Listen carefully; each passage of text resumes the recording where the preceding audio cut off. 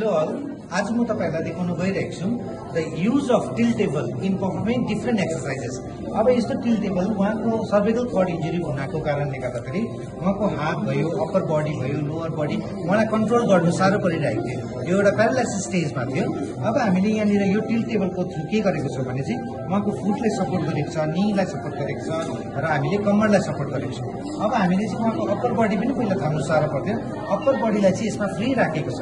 अब फ्री राखेर चाहिँ हामीले चाहिँ यसमा डिफ्रेन्ट एक्सर्साइजहरू गर्छौँ। हात उठाएर माथि लैजाऊ, हात उठाएर जति उहाँले उठाउनु सक्नुहुन्छ हामीले चाहिँ यसरी हात उठाएर एक्सर्साइज गर्दाखेरि चाहिँ के हुँदैछ भने चाहिँ हामीले चाहिँ यो अप्पर बडी लगायत यो भुँडीको मसल्सहरूलाई पनि हामीले फेसिलिटेट गर्छौँ भनेपछि अझै त्यसलाई एक्टिभ गर्दैछौँ। यो गर्नुले चाहिँ के हुन्छ भने चाहिँ जब पेसेन्ट बादमा यो एक्सर्साइज गरेर पर्फेक्ट हुन्छ उसलाई चाहिँ बादमा इन्डिपेन्डेन्ट बस्नु चाहिँ सजिलो हुन्छ। बेडको साइडमा बस्नु, उठेर बस्नु सजिलो होस् भनेर चाहिँ हामीले चाहिँ यो बेडको मद्दतले चाहिँ हामीले यसरी डिफ्रेन्ट एक्सर्साइज गराउँदैछौँ। आज टाउको तिमीलाई ठिकै छ? ठिकै छ, ओके गुड। टाउको माथि हेर, गुड, मुनि गर। यस्तो गर्दाखेरि चाहिँ हामीले यो सबै अप्पर बडीलाई चाहिँ मजाले रिक्रुट गर्नुमा हेल्प गर्दछ यो टिल टेबल। Thank you.